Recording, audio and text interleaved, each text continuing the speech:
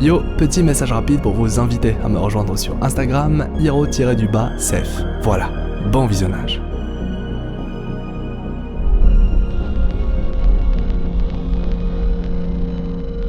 Bon, c'est probablement la vidéo Marvel que vous m'aviez le plus demandé sur la chaîne depuis la sortie d'Endgame, soit de traiter de l'arrivée des mutants dans le MCU et des possibilités autour de cette fameuse arrivée. Et vous savez quoi? Et si je vous disais que Tony Stark est le point central derrière cette arrivée, et qu'il est même le déclencheur d'un changement qui va absolument tout bousculer dans le MCU, en bien comme en mal. Et oui, vous allez le voir, l'arrivée des mutants est un point ultra important pour le futur de la saga, et l'idée que ce soit finalement Tony qui soit à l'origine de cette nouvelle ère n'en devient que plus intéressant. Bien, maintenant que j'ai retenu votre attention, nous revoilà repartis pour parler de Marvel au cinéma le temps d'une nouvelle exploration, comme d'habitude entre analyse et théorie. L'occasion pour moi de lever le voile sur quelques mystères et secrets, présents pour certains depuis le tout début de la saga. Installez-vous confortablement et préparez vos costumes de super-héros, je suis hiro-sef et aujourd'hui, on explore tel un Doctor Strange les nombreuses possibilités autour de l'arrivée des mutants dans le MCU et du lien qu'a Tony Stark avec tout ça.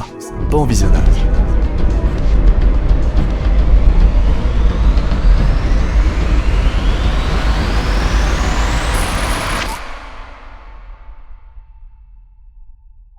J'ai toujours trouvé cela très important de faire de Tony Stark celui qui, rappelons-le, a débuté l'aventure MCU, qui l'a entretenu durant toute la saga Infinity et s'est même sacrifié pour lui offrir une fin si marquante, celui qui enclenchera après sa mort le début d'une nouvelle ère, celui qui permettra au MCU de repartir pour un nouvel arc. Nouvel arc très bien parti pour nous parler enfin des fameux mutants made in MCU, avec entre autres des projets comme WandaVision ou le film des Éternels, des projets qui vont inévitablement pointer du doigt cet aspect de l'univers Marvel encore très peu exploité par le MCU, mais qui a clairement un très gros potentiel. Mais Hiro, tu nous as parlé de Tony Stark au début de la vidéo, du coup, c'est quoi son rôle dans tout ça? Eh bien, pour y voir un peu plus clair, nous sommes obligés de retourner aux sources, aux premiers mutants que le MCU nous présente et surtout à l'origine de leur pouvoir ou pseudo-origines, comme on va le voir. Le MCU est plutôt clair sur le sujet. Wanda ainsi que son frère, bref les jumeaux Maximoff, sont les fruits d'expériences faites par Hydra à l'aide du sceptre Chitauri aka la gemme de l'esprit. Et même si dans les détails on n'en sait pas plus, l'origine de ces pouvoirs nous a toujours été présentée comme suit. Sauf qu'en réalité plusieurs choses semblent poser problème et parmi elles, l'existence de seulement deux personnages avec de tels attributs qui plus est sont de la même famille et plus précisément frères et sœurs. En bref, si pouvoirs ils ont reçu via la gemme, pourquoi n'existe-t-il pas d'autres cobayes ou personnages sur lesquels Hydra a expérimenté ses folles idées? Pourquoi ces pouvoirs n'ont pas été offerts à des personnes dignes de confiance dans la hiérarchie Hydra ou même à leurs soldats les plus dévoués? Vous l'aurez compris, s'il était aussi facile que ça d'offrir des pouvoirs à certains individus via le sceptre, Hydra aurait dû surtout se concentrer sur d'autres personnages, pas les jumeaux Maximoff, et Dieu sait que nombre d'entre eux auraient adoré recevoir de tels pouvoirs. Vous l'aurez compris, ce que j'indique par là, c'est que ces expériences ne peuvent pas concerner n'importe qui, mais seulement des êtres particuliers, probablement dans le cas des jumeaux Maximoff, très rares à trouver. Si rares que même les deux seuls individus présentés ne sont même pas étrangers l'un pour l'autre. Bref, Wanda et son frère possèdent via leur génétique, on suppose, quelque chose de spécial, d'unique. Ce qui nous amène à l'un des points les plus importants concernant l'existence des mutants dans le MCU, y compris concernant Wanda, celle qui les représente aujourd'hui, à savoir que les mutants du MCU n'obtiennent pas leur pouvoir de la gemme de l'esprit, mais qu'en réalité, la gemme de l'esprit sert seulement à d'une certaine manière débloquer leur pouvoir. D'autant plus qu'on parle de la gemme de l'esprit. Logique. Ces expériences à l'aide du sceptre, une pierre d'infinité, sont alors surtout et avant tout un outil qui permet à des êtres particuliers d'avoir accès à une force qui leur est propre. La preuve en est que les jumeaux Maximoff possèdent tous deux des pouvoirs totalement différents. Ce qui m'amène enfin à vous parler de mon idée de base. Si la gemme de l'esprit, une pierre d'infinité, a permis aux mutants, ici Wanda et son frère pour l'exemple, d'enfin avoir accès à leur pouvoir, qu'en est-il du pouvoir de toutes les pierres d'infinité qu'utilise Tony à la fin du Endgame afin de libérer une énorme, gigantesque même vague d'énergie infinie à travers toute la planète Terre. Un pouvoir si grand comparé à celui d'une seule pierre qui pourrait en théorie permettre à tous les mutants du MCU sur Terre d'enfin libérer leur pouvoir à l'image de Wanda et son frère et surtout permettre au MCU de justifier l'arrivée de plein de nouveaux mutants de plus en plus nombreux dans la suite de l'aventure. Faisant ainsi de Tony celui qui permettra après sa mort de relancer de plus belle cette saga qui nous est si chère et surtout de donner vie à de nombreux personnages très importants dans la mythologie Marvel qui ne font toujours pas partie de l'aventure MCU. On pourrait même creuser l'idée que le premier snap de Thanos avait amorcé d'une certaine manière cette arrivée et que Tony quant à lui était l'élément déclencheur final. Bref, le pouvoir des pierres d'infinité, comme le montre l'exemple de Wanda et la gemme de l'esprit, est la clé qui permet au gène mutant d'enfin faire surface, ou de faire effet si vous préférez. En gros, enfin pouvoir produire des effets, là où avant il était, on peut le dire, en phase de sommeil. La série dédiée à WandaVision pourrait alors nous parler rapidement des mutants,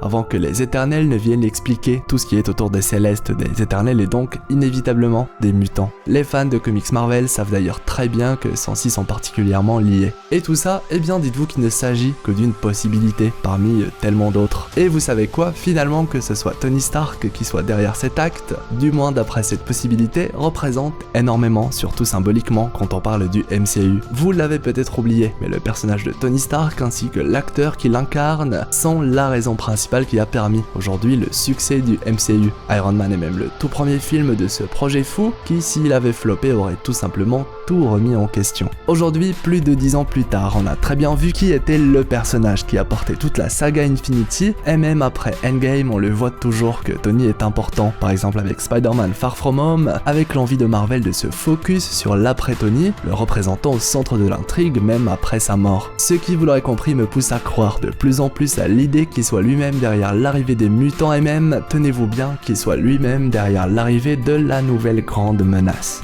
Rien que ça. Et bien sûr, si on dit Avengers, mutants, X-Men, etc., on parle aussi de Doctor Doom, etc., jusqu'à Galactus, qui on le sait adore se nourrir de planètes pour se renforcer. Un appétit vorace qui ne peut qu'être amplifié après avoir senti de grosses vagues d'énergie liées au claquement de doigts effectué sur la planète Terre. Bref, là aussi vous avez compris l'idée, et cette partie de la théorie a d'ailleurs déjà été traitée rapidement sur d'autres vidéos. En tout cas, de nombreuses possibilités sont offertes au MCU pour proposer de belles choses pour la suite, et surtout de faire en sorte qu'elles soient toujours liées d'une manière ou d'une autre à notre cher Tony. Chose qui, comme précisé, semble beaucoup plaire à Marvel. Mais bien sûr, et comme il existe comme précisé plusieurs autres possibilités, je vous propose d'en découvrir une autre. Vous le savez, Wanda est probablement l'un des membres Avengers les plus forts, si ce n'est la plus forte de tous. Elle possède un pouvoir particulier qui lui permet de nombreuses prouesses, et qui aurait pu lui permettre de vaincre Thanos dans Avengers Endgame par exemple, selon les propos de Kevin Feige. Elle qui on suppose possède le gène mutant pourrait alors être à la source de l'éveil des autres mutants dans le MCU. Et pour cette théorie, il faut surtout puiser dans les nouvelles images autour du projet WandaVision, projet qui clairement souhaite adapter à sa manière le fameux arc House of M, alias entre autres l'arc de la folie de Wanda.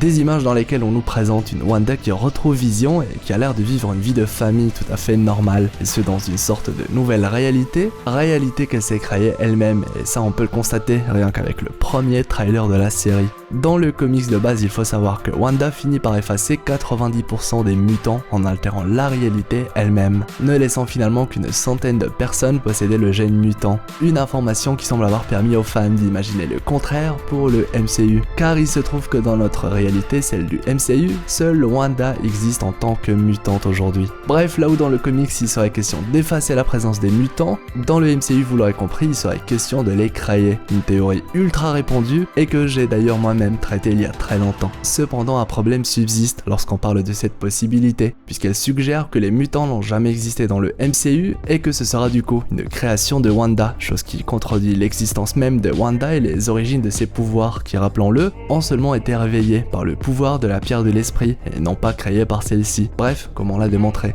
Ainsi, créer les mutants de cette manière est un choix très pauvre scénaristiquement, encore plus quand on sait que ceux-ci sont censés avoir existé depuis le début, comme va probablement le démontrer certains projets comme celui des éternels. Par contre, que Wanda soit elle aussi derrière le réveil du gène mutant et non de sa création, est une idée déjà beaucoup plus intéressante, peu importe comment elle devrait être amorcée par le MCU. Qui sait, un mélange des deux possibilités est même concevable, que ce soit celle concernant Tony ou celle de Wanda. Car oui, Wanda et Tony sont liés, même si beaucoup ne se souviennent plus trop de la nature de ce lien. Et oui, souvenez-vous, les parents de Wanda ont été tués par les armes de la Stark Corporation, faisant de Tony l'ennemi de Wanda, petite sous-intrigue que Avengers 2 avait présentée. En bref, chers explorateurs, je suis sûr et certain que vous avez vous aussi en tête plein d'autres possibilités pour l'arrivée des mutants dans le MCU. Et figurez-vous que je me ferai un plaisir de toutes les découvrir, du coup n'hésitez pas à me partager via l'espace commentaire toutes vos idées ou avis concernant tout ça. Histoire d'aller un petit peu plus loin et comme précisé un peu en début de vidéo,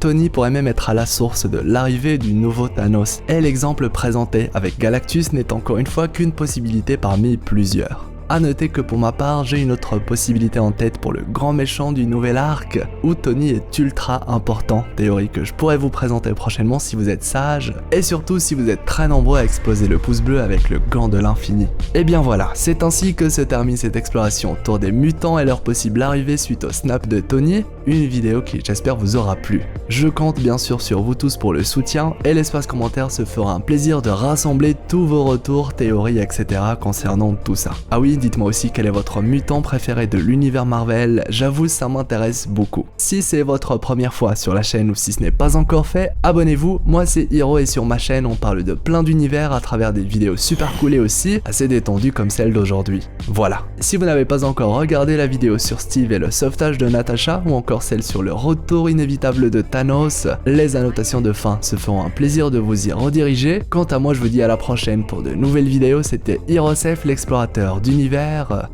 pour vous servir.